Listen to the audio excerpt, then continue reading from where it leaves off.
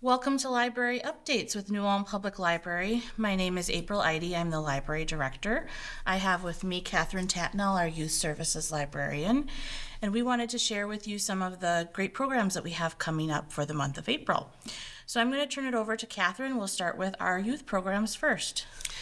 All right, so April is coming up and we've got the normal things going on for us. So story time is running through April 27th. So Monday story time with Miss Kathryn happens every Monday morning at 10:30, and we will just run through the month, but at the end of the month we're taking a long break in May so that I can get ready for summer reading program. That's a big job. It is, and next month for the March update or May update, we'll talk a lot about that, I think, and then we can do programming in June. But we'll do story time at 10:30 every Monday morning through the month. Our evening story time is called Pajama Party Story Time, and it runs through the month, and it is at 6:30 p.m. You can wear your pajamas. You can bring a stuffed animal if you want. Slippers? Slippers are at. I want to wear slippers, but yeah, you can wear slippers to the library too. And we have kind of a set story time. Our theme is the same theme for the week for both story times, but the pajama party time story time is set up a little differently. We have songs that we sing every week, and they are about sleeping and the moon and saying goodnight. And then our theme just is that theme of the week. So everybody thinks we're going to do pajama story time or sleepy story time. It's like, I don't have that many books. We have to just keep up with, whatever theme. But if there is, if we're doing like frogs and there's a book about sleepy frogs, we'll do that book that evening, instead of during the morning story time. So you're welcome to join us. There's no registration for story time. It is a drop-in event, and we always hold it in the children's room. So join us for those. We have our junior video game club and our teen video game club.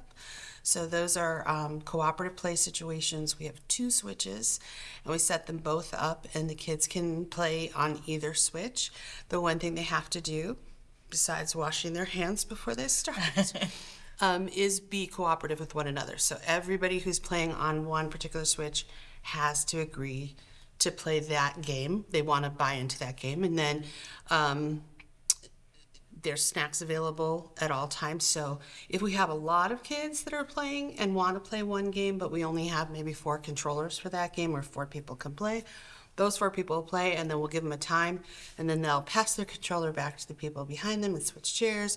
And it's gone swimmingly since we started it over a year ago. So the junior video game club is on April 14th at 3:30, so right after school.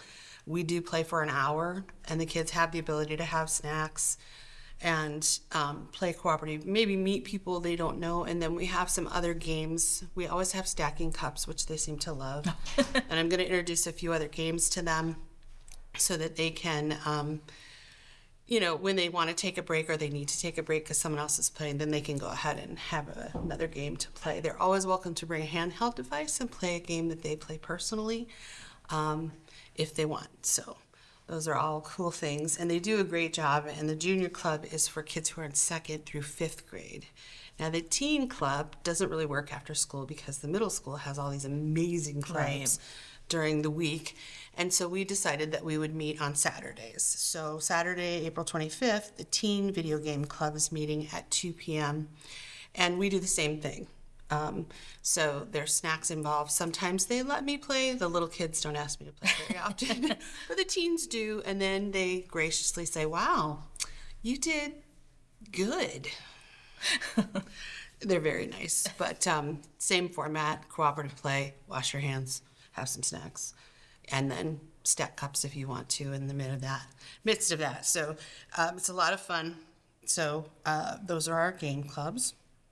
We have our STEAM activities. So STEAM, the acronym means science, technology, engineering, art, and math. And we have 2 different groups that get together and meet. One is called Creative Kids, and that is for kids who are in kindergarten through 1st grade. So all of the definitions of what we're doing and the explanations are meant to be for that level of children, and we don't hold them to the same, you've got to stop doing that, because it doesn't work. They have a lot of energy, and that's great. They're very, very creative. They're very interested in what's happening, and they love, like everybody says, can we blow something up? And the answer to that is no, we can't blow something up, but we can make something bubble. I can do bubbling, I can do a little foam, but we're not blowing anything up.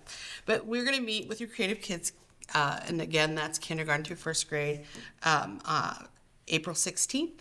It's right after school at 3:30. It's a 45-minute program.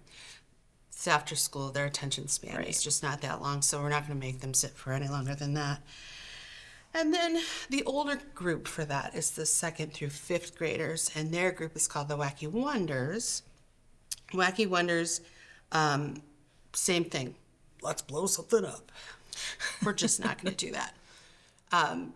But their explanations are a little more in depth. They have more experience in the world, more understanding. So you can talk to them a little bit more about, what gravity is or what an acid or a base is. And a lot of the kids know the basis for what we're doing. So it's really much, I like it a little bit better. I mean, I love the kindergarten and first graders, but the older kids, you can have more in-depth conversations with them about different things. And it's just, they're all a lot of fun. But that one is going to be on Thursday, April 23rd at 3:30, and it again is a 45-minute program. Both of these classes, I need people to register for. Right. So you can go online, and that is www.newulmlibrary.org. I also want to put public in there, and you can do that and mess up, and the Google will still let you get to where you need to go. But if you go to that website, there are some buttons. They look like button tabs. You just click on events, go to the date, or get a full month calendar view and go through and see what programs you'd like to go to. There is always a note on that says, oh, it's a registered program. So that means if you click on, I think it's the left side of the page, there's a link to click. It'll take you to a Google form, 3 simple questions to fill out, and then that will be that. And you will unfortunately know if you get there a little late. Sometimes if you can't register, it's because the class is closed. So you can give us a call and find out when the next one is, or if I have any wiggle room, which I usually don't because I set it to the max number of kids. We don't do wait lists because it's really hard. You don't know until that last minute before 3:30 whether someone is going to come or not, and we also have to give them leeway to be late since they have registered. So I don't want someone to stand outside the room being heartbroken because they can't come in. But we do it every month, and in the summertime we do it more than once a month. So there's lots of opportunity in the summertime to come and hang out with us and do that. So the other thing we have are our sensory playtimes. So sensory playtime is about a 45-minute program. We start with a little hello song. We read a sensory touch and feel book. We talk about the book a little bit. We do an activity. Sometimes we blow bubbles. Sometimes we play with scarves. Sometimes we do shaky eggs. And then we sing goodbye, which is really weird, but I always tag on the end of that. Now it's time to say goodbye and go play with toys. So we spend a half an hour after that just in free play with just sensory toys that are purchased and used only for that group. Mm-hmm. And it is a way for kids to get together with kids. Parallel play is really good for kids, regardless of their neurotypical or non-typical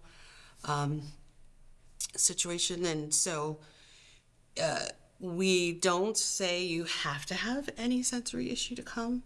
We want all the kids to come and play together.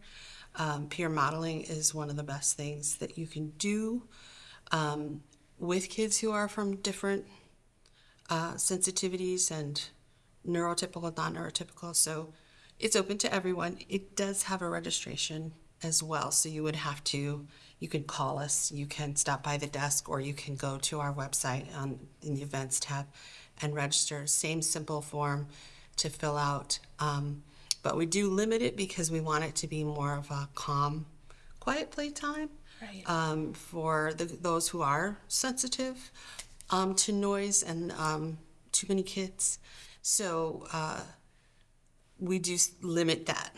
And also, it's just very hard when you have too many. We had one morning, and I didn't realize school was going to be out, and it was out, and we had 30 kids, and it was very difficult for the kids who needed a more quiet time, but also we didn't have enough toys for everyone to play with.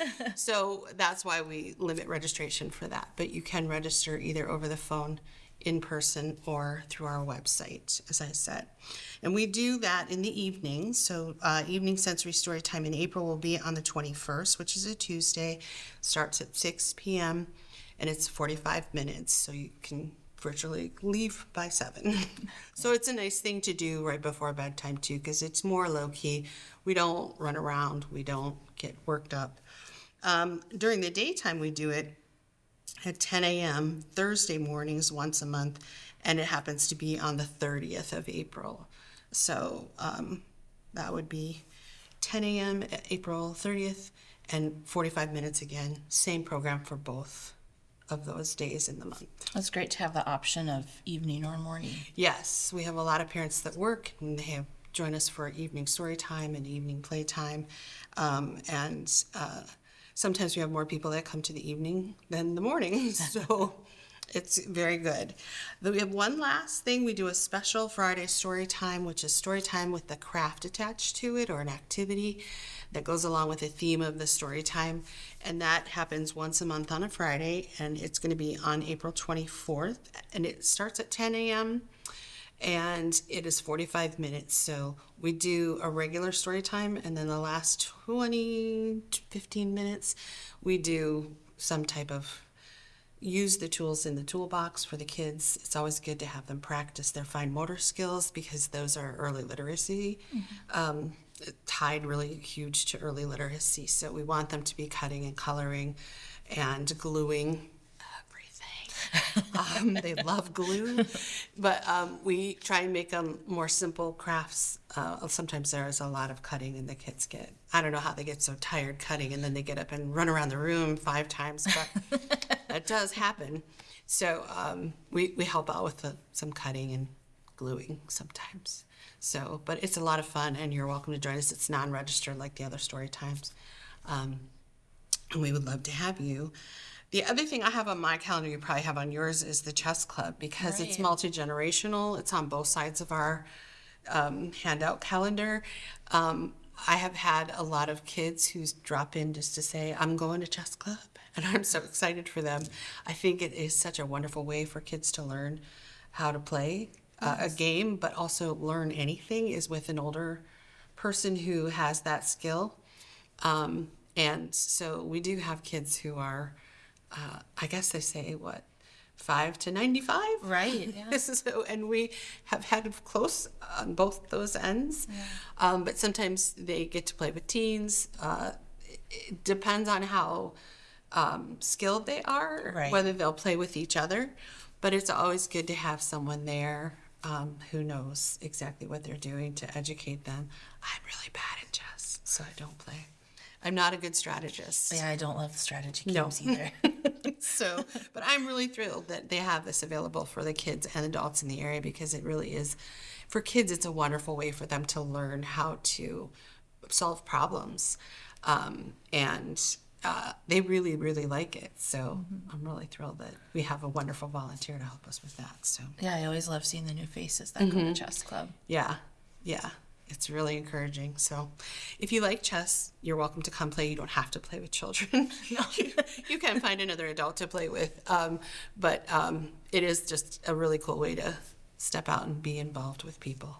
So we need more of that in our daily lives, I think. So, and that's all for me this week, or this month, I should say. Oh, great. Yeah. Well, thank you very much. That's a lot going on. You stay busy. Always, always. And we always have things to do in the children's room too.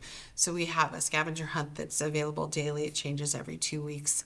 We have a craft because we do want to encourage the kids to use the tools that they would use to cut and color and paste. We have coloring pages and a dedicated table for coloring. And we have manipulative toys all over the room. Yes. And those are all wonderful. Building and, fine motor skills, large motor skills are perfect for early literacy skills and tie right into it. So we're really happy to be able to provide that.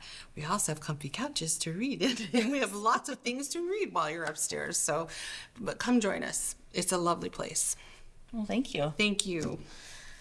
I'd like to share a little bit about our adult programs.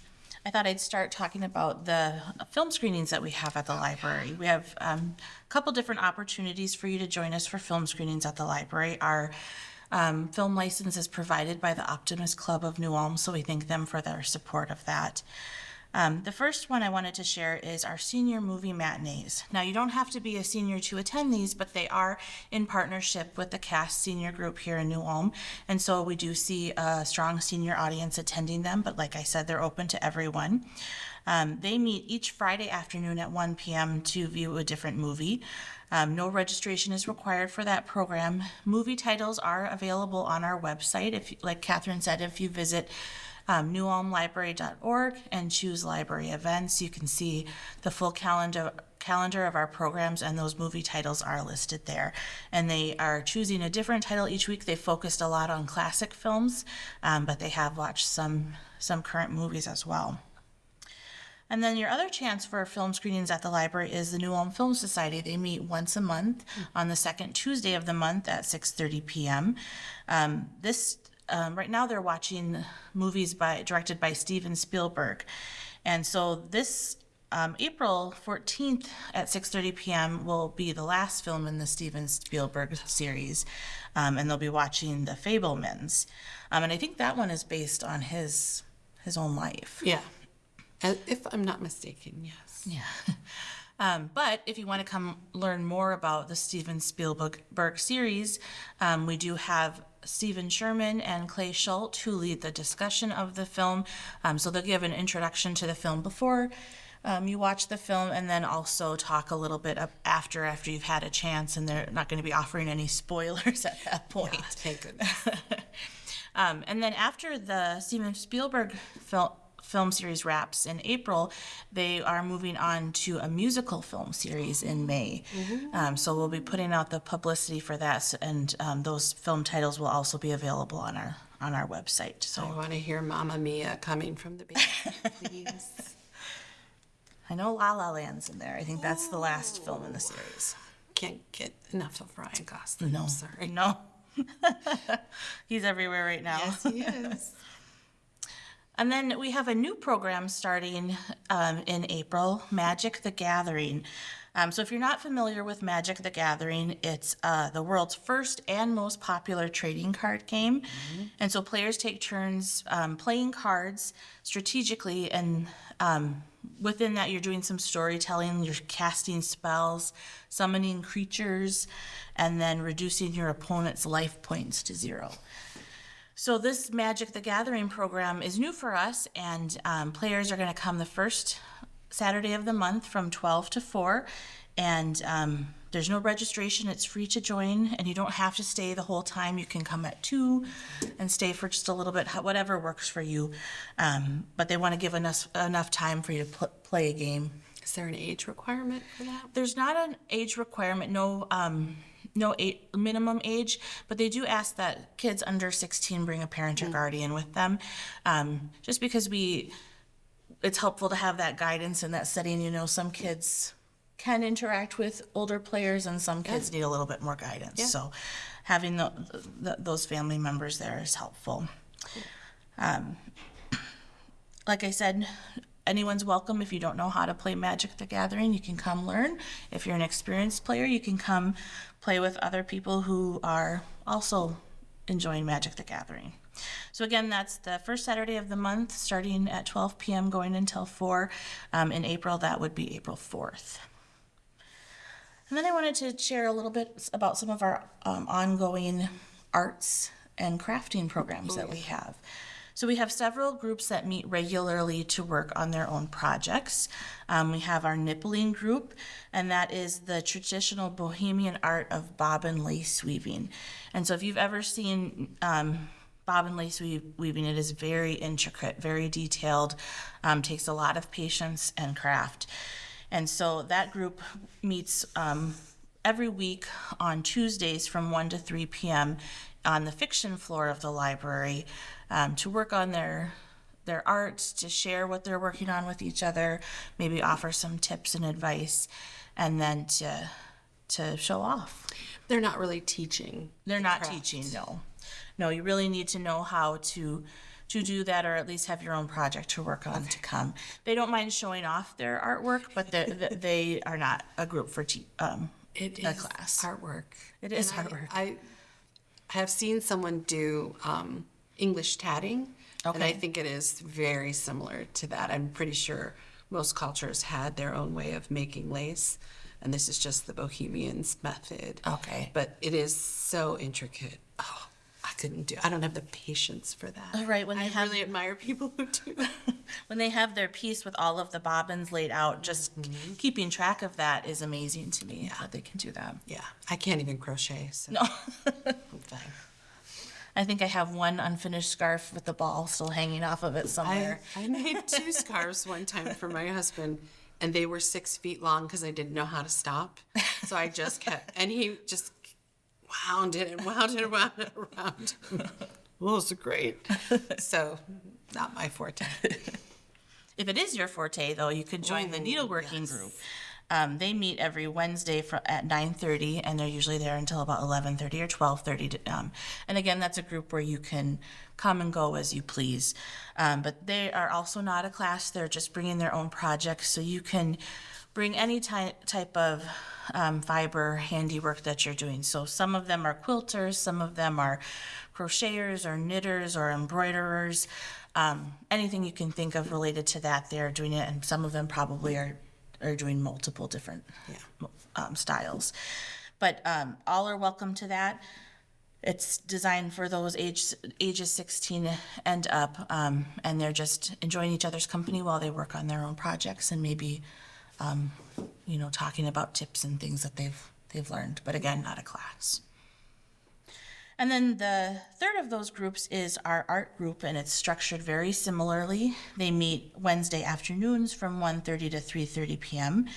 And they meet just during the non-summer months, I guess. Yes. They take a break for the summer. So their last meeting for this first part of the year will be May 13th.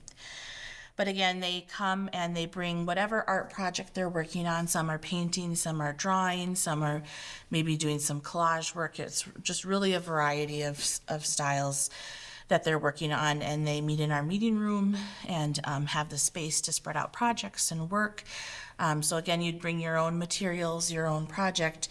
And we just ask that whatever materials you bring are non-odorous, since that's some people are just very sensitive to that. So we're in a shared space. And then the last group of programs I wanted to share are our book groups. We have 4 book groups that meet regularly at the library. The first is our Litwits book group. It's hard to say. A little bit of a tongue twister there. But they meet on the first Monday of the month at 6:30 p.m. So that this month it'll be April 6th. And their book that they're reading is A Guardian and a Thief by Megha Majumdar. Copies of the books are available at our service desk for you to pick up at your leisure. So if you were wanting to join that group, I suggest picking up the book sooner rather than later, so you have time to read it now, as that one is approaching next week.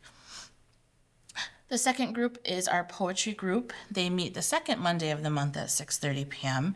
And for this one, there's no assigned book that they're all reading the same one of. You just bring 2 or 3 poems to share. A lot of times they read those poems aloud to each other and discuss them, draw similarities to other things that they're reading. And if you attend that group and you write your own poetry, you're also welcome to share that too if you would like to do that. So they meet in the Fred Johnson room of the library, which is up on our nonfiction floor, and they get to sit in the comfy chairs up there and enjoy poetry together. All the book groups, I think, meet in the Fred Johnson They do, room. yeah. It's nice, cushy, high back chairs. Yeah, with some natural light. Mm-hmm. Yeah, it's really pretty up there. It's a great place to have a book discussion. Yeah, especially now that the sun's out a little longer in the evenings. It's hard to have pajama story time when the sun is up. You sing a moon song and we're all holding up moons in the daylight. It's just like, oh, this is hard. But We do have one book group that meets during the day. That's the history book group. Their next meeting will be Tuesday, April 21st at 12 p.m., and they'll be discussing The Fort Bragg Cartel by Seth Harp. And again, copies of the book are available at the service desk, so you can come check out a book and join them for their discussion. And then our last book group is the Mystery Book Group, which meets on Monday, April 27th, usually the last Monday of the month, at 6:30 p.m. And this time they'll be discussing Fortune Favors the Dead by Stephen Spotswood. some of the titles I love. Yes, the mystery titles get quite creative. Mystery titles. And punny. Yes. Yeah. But again, those books are all for all of the book groups except for poetry, since you make your own choices there. All of those books are available at the service desk for you to check out. As you can see, we have a lot going on at the library. Even if you're not joining us for a program, there's a lot to do here. Kathryn explained some of the things we have to do in the children's room. In our adult spaces, we have a community puzzle that you can work on. We have adult coloring sheets. There's always lots of fun. You can grab a board game from our board game collection and play together. The library is the place to be. It is. We have computers available for public use. You don't have to have a card to use the computer at the library. And we have a library of things, which is a ton of things that you can check out and try at home. And I think some of the best are like the instruments. As a parent, I don't know how many times my children, 4 of them, said, I want to play the violin. I want to play the guitar. Okay. And I would have loved, I know the library, we don't have a violin, but we have a guitar, we have a ukulele, we have a drum pad and keyboard. And so those things are all invaluable for you to let your child try, or you yourself, because instruments are a huge investment. Right. But then there's just a ton of fun things too. Yeah, we have a lot of warm weather activities, pickleball paddles. We have frisbee golf sets. I think there's maybe a badminton set in there. There's a lot of different activities for warm weather. And if we swing back into snow again in April, there's also sleds and a snow fort building kits in there. So maybe as a last gift to us, Mother Nature will give us some snow that we can actually play in. Right. Because the kids, every time I talk to them, I'm like, did you go sledding? No. There wasn't enough snow to sled in for a long time. And then when we had it, it was wonderful snow, and then it turned ice. Yeah. And it was just horrible. We've had, I don't know, for Minnesota, the worst winters because it's not been that fun outside. So, yeah. Yeah, and if we swing wildly between the two, we've got you covered. There you go. I just call it Minnesota spring. Yeah. So, well, thank you very much for joining us for Library Updates today. We'll see you again next month.